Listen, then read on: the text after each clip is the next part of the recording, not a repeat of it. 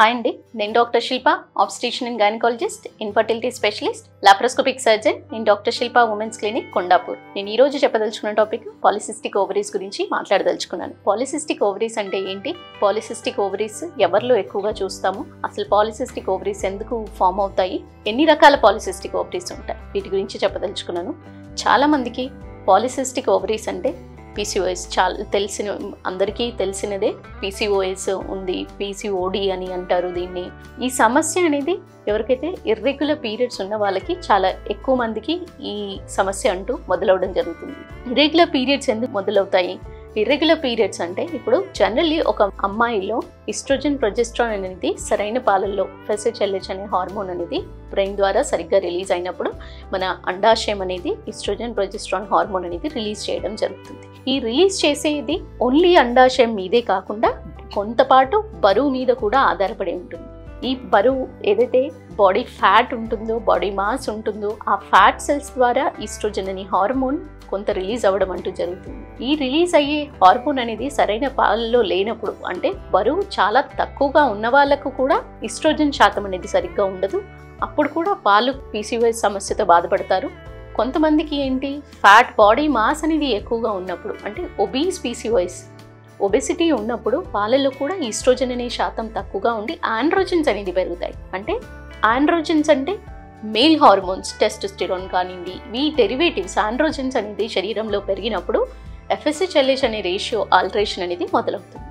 ఈ ratio alteration మొదలవడం వల్ల వాళ్ళల్లో ఏ రోజైతే 9th డే రోజు, అంటే అండం విడుదల అనేది జరగకముందు, డెవలప్మెంట్ ఎప్పుడైతే 5th డే ఆఫ్ పీరియడ్ నుంచి స్టార్ట్ అయ్యి నెమ్మదిగా 9వ రోజు వచ్చేసరికి మెచ్యూరిటీకి కావలసిన సైజుకి నెమ్మదిగా ఎదగడం అంటూ జరిగినప్పుడు, ఇలాంటి ప్రక్రియ అనేది నార్మల్ అమ్మాయిల్లో అండోత్పత్తి విధానం ఎవరికైతే సక్రమంగా ఉందో వాళ్ళకి జరుగుతుంది.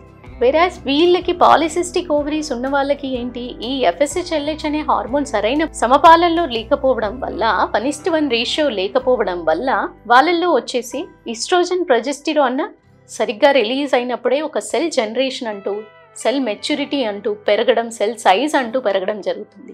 ఏదైతే 1 mm/day కేటగిరీ తోటి ఎప్పుడైతే ఫాలికల్ అంటూ డెవలప్ అవ్వాలో, అంటే ఫాలికల్ అంటే ఒక ఓవరీలో ఒక సెల్ని ఫాలికల్గా కన్సిడర్ చేయడం జరుగుతుంది. దాన్ని ఆండ్రల్ ఫాలికల్స్ అని కూడా అంటారు. ఈ ఆండ్రల్ ఫాలికల్స్ అనేది 1 mm/day కేటగిరీతో డెవలప్ అయ్యి ఒక 17 mm నుంచి 24 mmకి, 17 నుంచి 24 మధ్యలో ఉన్నప్పుడు అండం విడుదలవ్వడానికి మంచి మెచ్యూరిటీ వచ్చింది అని అర్థం. సో ఈ మెచ్యూరిటీ రావడానికి కూడా ఏ టైం, మామూలుగా అయితే అండాశయం విడుదలయ్యే టైం వచ్చేసి ఓవ్యులేటరీ టైమింగ్ అనేది 9th డే ఆఫ్ 90% మెంబర్స్కి 9th డే ఆఫ్ సైకిల్ నుంచి మొదలెట్టుకుని 19th డే ఆఫ్ సైకిల్ని ఫర్టైల్ పీరియడ్గా, ఓవ్యులేటరీ పీరియడ్గా, ఫాలిక్యులర్ ఫేజ్గా కన్సిడర్ చేయడం జరుగుతుంది. సో ఈ ఫాలికల్ డెవలప్మెంటల్ స్టేజ్ ఏదైతే ఉంటుందో, ఈ టైంలో 1 mm/day కేటగిరీ పెరగాలి అని అంటే FSH అనే రేషియో, అంటే ఈస్ట్రోజన్ ప్రొజెస్టెరాన్ రిలీజ్ అయ్యే శాతం అనేది సమపాలల్లో ఉన్నప్పుడు 1 mm/day కేటగిరీతో డెవలప్ అవుతూ ఉంటుంది. ఎప్పుడైతే ఈ రేషియో ఆల్టరేషన్ జరుగుతుందో, రేషియో ఆల్టరేషన్ ఎప్పుడు మేల్ హార్మోన్స్ విడుదలైనప్పుడు రావచ్చు, లేదా ఈస్ట్రోజన్ శాతం శరీరంలో తక్కువగా రిలీజ్ అయినప్పుడు కూడా సరైన డెవలప్మెంట్, ఫాలికల్ అనేది సరైన డెవలప్మెంట్ ఉండదు. వాళ్ళల్లో ఏంటి, 9 to ఏదైతే 17 mm గురించి మాట్లాడామో అది 14th డే వరకు వచ్చినా కానీ 9 mm కానీ 8 mm కానీ లెస్ దాన్ 10 mm, 1 centimeter కంటే తక్కువ సైజ్లోనే ఉంటూ మల్టిపుల్గా ఎక్కువ స్టిమ్యులేషన్, ఈ సరిపోనప్పుడు ఏంటి, బ్రెయిన్ మనకి ఇంకా కొంచెం ఈస్ట్రోజన్ ప్రొజెస్టెరాన్ రిలీజ్ చేయడం, ఈ డైలీ బేస్డ్ ప్రొసీజర్ ఏదైతే జరుగుతూ ఉంటుందో శరీరంలో, దానివల్ల ఒక్క సెల్ డెవలప్ అవ్వకుండా మల్టిపుల్ సెల్స్ అనేది స్టిమ్యులేట్ అవుతాయి. ఈ మల్టిపుల్ సెల్ స్టిమ్యులేషన్ వల్ల జరిగేదే మల్టిపుల్ ఫాలికల్ డెవలప్మెంట్. పాలి అంటే మల్టిపుల్, సిస్టిక్ అంటే స్మాల్, చిన్న వాటర్ ఫిల్డ్ క్యావిటీస్ అని. సో ఈ మల్టిపుల్గా ఎక్కువ 6 నుంచి 6 కంటే ఎక్కువగా ఉండి 3 నుంచి 4 ఫాలికల్సే మ్యాక్సిమం డెవలప్ అయ్యేది. అంతకు మించి 4 నుంచి 5 ఫాలికల్స్కి మించి డెవలప్ అవుతూ సరైన సైజ్కి వెళ్ళినప్పుడు దాన్ని ఇమ్మెచ్యూర్డ్ ఫాలికల్స్ అని అంటారు. ఆ ఇమ్మెచ్యూర్డ్ ఫాలికల్స్ని పాలిసిస్టిక్ ఓవరీస్గా అలా మల్టిపుల్ సెల్స్ డెవలప్ అవ్వడం వల్ల అండాశయం అనేది సైజు పెరిగి బల్కీ ఓవరీస్ లాగా అపీరెన్స్ వస్తుంది. ఈ అపీరెన్స్, ఈ రకమైన చేంజెస్ అనేది మనకి అల్ట్రాసోనోగ్రఫీ ద్వారా కనుక్కోగలుగుతాం. ఈ అల్ట్రాసోనోగ్రఫీ పద్ధతి ఒకటైనా పాలిసిస్టిక్ ఓవరీస్ డిటెక్ట్ చేయడానికి అంటే ఒక్క క్రైటీరియాతో ఎప్పుడు పాలిసిస్టిక్ ఓవరీస్ని చేయడం అంటూ జరగదు. పాలిసిస్టిక్ ఓవరీస్ని 3 రకాల పద్ధతులు, ఒకటి సిమ్టమ్ బేస్డ్, ఒకటి బ్లడ్ ఇన్వెస్టిగేషన్స్ బేస్డ్, ఇంకోటి స్కాన్ బేస్డ్ డిటెక్ట్ చేయడం జరుగుతుంది. ఈ పీసీఓఎస్లో వచ్చేసి ఏంటి, ఇందాక చెప్పినట్లుగా ఒకటి scan findings, matured small cyst ఏదైతే ఉంటాయో వాటిని, ఆ అపీరెన్స్ని, మళ్ళీ సైజ్ ఆఫ్ ది ఓవరీస్ అనేది పెరిగినప్పుడు కానీ, బల్కీ ఓవరీస్ ఉన్నప్పుడు కానీ పాలిసిస్టిక్ ఓవరీస్ అని కన్సిడర్ చేయడం జరుగుతుంది. దాంతో పాటుగా నేను ఇందాక చెప్పినట్లుగా ఈస్ట్రోజన్ ప్రొజెస్ట్రాన్ శాతం ఏదైతే ఉందో దాని శాతం సమపాలల్లో రిలీజ్ అవుతుందా లేదా, 1:1 రేషియో ఉందా లేదా, ఎంత డిఫరెన్స్ ఉంది, ఏది ఎక్కువ స్థాయిలో ఉంది, ఈ రేషియోని బట్టి కూడా పీసీఓఎస్ అనేది కన్సిడర్ చేయడం జరుగుతుంది. అదే కాకుండా కొంతమందికి ఏంటి, రేషియో ప్రకారం కూడా అన్నీ ఉన్న రెగ్యులర్ పీరియడ్స్, ఇర్రెగ్యులర్ పీరియడ్స్ ఉన్న వాళ్ళకి కూడా పీసీఓఎస్ అనే సమస్యతో బాధపడుతూ ఉంటారు.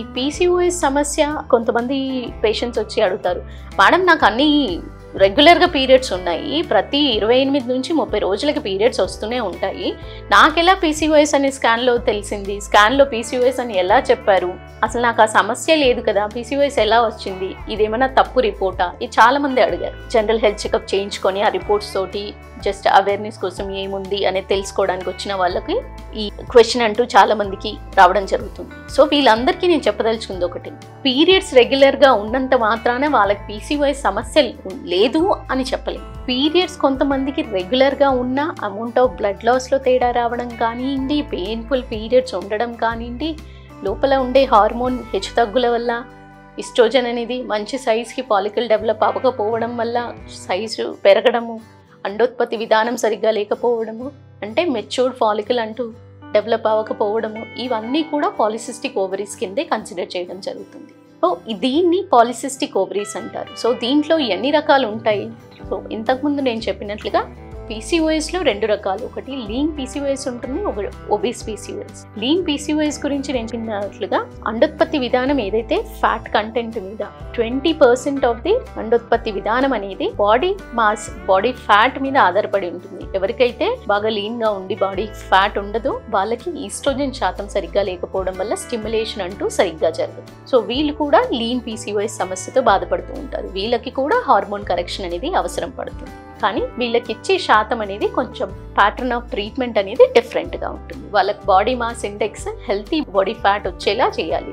లీన్ పీసీఓఎస్ సమస్యతో బాధపడుతున్న వాళ్ళు చాలామంది ఏంటి, వెయిట్ గెయిన్, కార్బోహైడ్రేట్స్ అంటే రైస్ ప్రోడక్ట్స్ కానివ్వండి, మైదా ప్రోడక్ట్స్ కానివ్వండి, చాలా ఎక్కువగా జంక్ ఫుడ్, ఓవరాల్గా చెప్పాలంటే ఫ్యాట్ కంటెంట్, ఆయిలీ ఐటమ్స్ ఎక్కువగా తినేస్తే మంచి ఫ్యాట్ వచ్చేస్తుంది, ఫ్యాట్ వచ్చేస్తే దాని హార్మోన్స్ రెగ్యులర్ అయిపోతాయి అని చాలామంది అనుకుంటారు. కానీ అది అలా ఉండదు.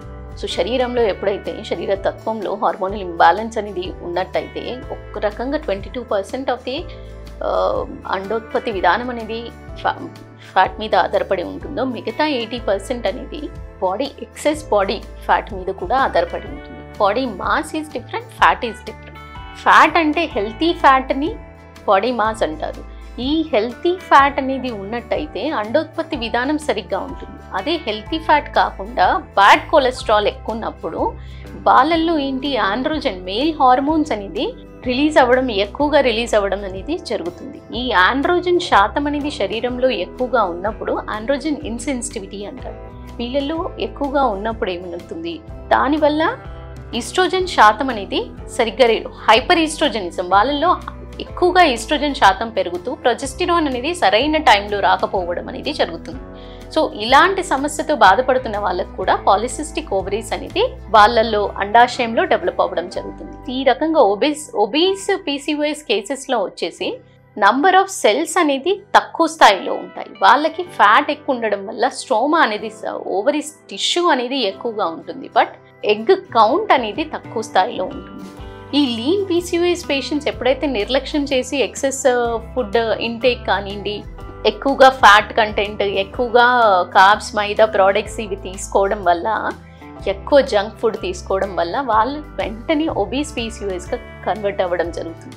ఈ పేషెంట్స్ ఏమవుద్ది, ఒక్కసారి ఒబీస్ పీసీఓఎస్కి డెవలప్ అయిన తర్వాత వాళ్ళల్లో ఎగ్ కౌంట్ అనేది తగ్గడం జరుగుతుంది. ఈ ఎగ్ కౌంటే తగ్గుతాయి అంటే ఏఎంహెచ్ లెవెల్స్ అనేది తగ్గుతాయి. ఈ ఏఎంహెచ్ లెవెల్స్ తగ్గినప్పుడు ఏంటి, ఫర్టిలిటీ లైఫ్లో ఇబ్బంది ఏర్పడుతుంది. అంటే ప్రెగ్నెన్సీ నిలబడడంలో ఇబ్బంది రావచ్చు. ట్రీట్మెంట్ తీసుకోవడానికి కూడా ఏఎంహెచ్ లెవెల్స్ కొంతవరకు స్టోర్స్ అనేది ఉన్నప్పుడే ఇన్ఫర్టిలిటీ ట్రీట్మెంట్ తీసుకుంటే కూడా సక్సెస్ రేట్ ఉంటుంది. అదే స్టోర్స్ అనేది లేనప్పుడు, అంటే ఏఎంహెచ్ శాతం అనేది చాలా తక్కువ స్థాయిలో ఉన్నప్పుడు, ఎగ్ స్టోరేజ్ అనేది లేని వాళ్ళకి ఈవెన్ ఐవీఎఫ్ ట్రీట్మెంట్కి వెళ్ళాలన్నా వాళ్ళల్లో గుడ్ క్వాలిటీ ఆఫ్ ఓవం అనేది రాదు. ఆ గుడ్ క్వాలిటీ ఆఫ్ ఓవం లేనప్పుడు స్పర్మ్ ఫర్టిలైజేషన్కి ఈజీ అవ్వడు. ఫర్టిలైజేషన్ జరిగిన తర్వాత కూడా ఇంప్లాంటేషన్కి యూట్రస్ యాక్సెప్టెన్స్ కానీ ఇంప్లాంటేషన్కి కానీ రిసెప్టివిటీ ఈ తేడాలతో మంచి క్వాలిటీ లేనప్పుడు ఈ తేడాలన్నీ వస్తాయి. కాబట్టి ఒబేస్ పీసీఓఎస్ని కూడా దృష్టిలో పెట్టుకొని లీన్ పీసీఓఎస్ పేషెంట్స్ నిర్లక్ష్యం చేయకుండా వెయిట్ పెంచుతూ హెల్తీ ఫ్యాట్ పెరిగేలా వాళ్ళు డైట్ మార్పులు చేసుకున్నట్టయితే, అకార్డింగ్ టు మీరు డైటీషియన్ కన్సల్టేషన్ తీసుకొని డైటీషియన్ ప్రిస్క్రైబ్ చేసిన ప్రకారం వెళ్ళినట్టయితే మీ పీసీఓఎస్ సమస్య, లీన్ పీసీఓఎస్ పేషెంట్స్ చాలా ఈజీగా ఓవర్కమ్ కాగలుగుతారు. కాకపోతే వాళ్ళ రైట్ టైమ్ ఆఫ్ స్లీప్ కూడా మ్యాటర్ అవుతుంది. వీటన్నిటి డైటీషియన్ కన్సల్టేషన్ తీసుకొని, మీ గైనకాలజిస్ట్ కన్సల్టేషన్ తీసుకొని వాళ్ళ సలహాల మేరకు మీరు పాటించినట్టయితే చాలా ఈజీగా ఈ సమస్య నుంచి బయటపడగలుగుతారు. అదే ఒబీస్ పీసీఓఎస్ గురించి చెప్పదలుచుకుంటే, ఒబీస్ పీసీఓఎస్ వాళ్ళల్లో ఏంటి, ఎక్కువగా ఆండ్రోజన్స్ అనేది పెరగడం వల్ల వాళ్ళల్లో ఫ్యాట్ కంటెంట్ ఎక్కువగా ఉండడం, ఇన్సులిన్ రెసిస్టెన్స్ ఉండడం, ఇన్సులిన్ రెసిస్టెన్స్తో ఏంటి గ్లూకోజ్ మెటబాలిజం దెబ్బతింటుంది. గ్లూకోజ్ మెటబాలిజం దెబ్బతిన్నప్పుడు యాడపాన్ వెయిట్ అవుతూ ఉంటుంది. సో దీంతో నెమ్మదిగా ఒవేరియన్ ఫంక్షనింగ్ అనేది తగ్గుతూ వస్తుంది. సో ఈ ఒవేరియన్ ఫంక్షనింగ్ అనేది తగ్గుతూ వస్తున్నప్పుడు డెఫినెట్లీ పీరియడ్స్ అనేది డిలే అవ్వడము, ఓవ్యులేషన్ అనేది రైట్ టైంకి, అండం అనేది సరైన క్వాలిటీ లేకపోవడము, సరైన సైజ్ లేకపోవడము, ఫర్టిలైజేషన్ జరగాలి అంటే స్పర్మ్ని యాక్సెప్ట్ చేసే శక్తి లేకపోవడము, ఇవన్నీ కూడా అండాశయానికి ఏర్పడడం జరుగుతుంది. సో ఈ ఒబేస్ పీసీఓఎస్ ఉన్నప్పుడు ఎప్పుడైతే పాలిసిస్టిక్ ఓవరీస్ ఉన్నాయి, వెయిట్ బిఎంఐ రేంజ్ కంటే ఎక్కువ స్థాయిలో ఉన్నారు అని అంటే definitely first and foremost important wait మీద కాన్సన్ట్రేట్ చేయాలి. వెయిట్ మీద కాన్సన్ట్రేట్ చేస్తూ వాళ్ళ డయూర్నల్ ప్యాటర్న్ ఎలా ఉంది అంటే వాళ్ళ స్లీప్ సైకిల్ ఎలా ఉంది చూసుకోవాలి. స్లీప్ సైకిల్ యూజువల్లీ ఏంటి, ఈ ఆండ్రోజన్స్ కానివ్వండి, ఏదైతే హార్మోన్స్ అండోత్పత్తికి కావలసిన హార్మోన్స్ అన్నీ కూడా స్లీప్ సైకిల్ ప్రకారం కరెక్ట్గా విడుదలవ్వడం జరుగుతుంది. నైట్ టైంలో హార్మోన్స్ అంటూ రిలీజ్ అవ్వడం, గొనాడోట్రోపిన్స్ అంటూ రిలీజ్ అవ్వడం జరుగుతుంది. అంటే స్లీప్ సైకిల్ ఎప్పుడైతే ఒక అమ్మాయి స్లీప్ సైకిల్ సరిగ్గా పాటించినప్పుడు డెఫినెట్లీ వాళ్ళకి లాంగ్ టర్మ్లో అండాశయంలో చేంజెస్ రావడం కానీ, అండాశయం పనితీరు దెబ్బతినడం కానీ, అండాశయంలో ట్యూమర్స్ లాంటివి ఫామ్ అవ్వడం కానీ ఇవన్నీ ఫామ్ అవుతాయి. సో ఈ స్లీప్ సైకిల్ కానివ్వండి, వెయిట్ కానివ్వండి, and at the same time activities కానివ్వండి, స్ట్రెస్ మేనేజ్మెంట్, ఈ 4 సమస్యల మీద బాగా కాన్సన్ట్రేట్ చేసినట్టయితే ఒబేస్ పీసీఓఎస్ కూడా తొందరగా పరిష్కారం చేసుకొని ఆ సమస్య నుంచి బయటపడగలుగుతారు. బయటపడడంతోనే అది ఓన్లీ ఫర్ ప్రెగ్నెన్సీ అని కాదండి, జనరల్లీ మన హెల్త్, హ్యూమన్ బీయింగ్కి హెల్త్ స్టేటస్కి, అంటే మస్కులోస్కెలిటల్ సిస్టమ్ కానివ్వండి, ఎండోక్రైన్ డైజెస్టివ్ సిస్టమ్, అరుగుదల కానివ్వండి, లివర్ మెటబాలిజం కానివ్వండి, everything is interlinked with estrogen. So ఈ అన్నిటికీ కూడా మీరు పీసీఓఎస్ అనే సమస్య ఎప్పుడైతే పాలిసిస్టిక్ ఓవరీస్ ఈవెన్ రెగ్యులర్గా పీరియడ్స్ ఉండి సమస్య అంటూ ఇన్సిడెంటల్ ఫైండింగ్ ఓన్లీ స్కాన్లో మాత్రమే పాలిసిస్టిక్ ఓవరీస్ వచ్చినప్పుడు కూడా చిన్నగా నిర్లక్ష్యం అనేది చేయకుండా వెంటనే లైఫ్ స్టైల్ మీద దృష్టి పెట్టి ఎక్కడ మీరు రాంగ్ పోతున్నారు, ఎక్కడ నిర్లక్ష్యం జరుగుతోంది అనేది కొంచెం అవగాహన చేసుకుంటే, మిమ్మల్ని మీరు కొంచెం అనలైజ్ చేసుకుంటే ఆ సమస్యకి పరిష్కారం ఈజీగా తెలుసుకోగలుగుతారు. సో ఈ పీసీఓఎస్ గురించి నేను ఇచ్చిన ఇన్ఫర్మేషన్ మీకు హెల్ప్ అయిందని అనుకుంటున్నాను. లీన్ పీసీఓఎస్, ఒబేస్ పీసీఓఎస్ గురించి. థ్యాంక్ యూ అండి. నమస్తే.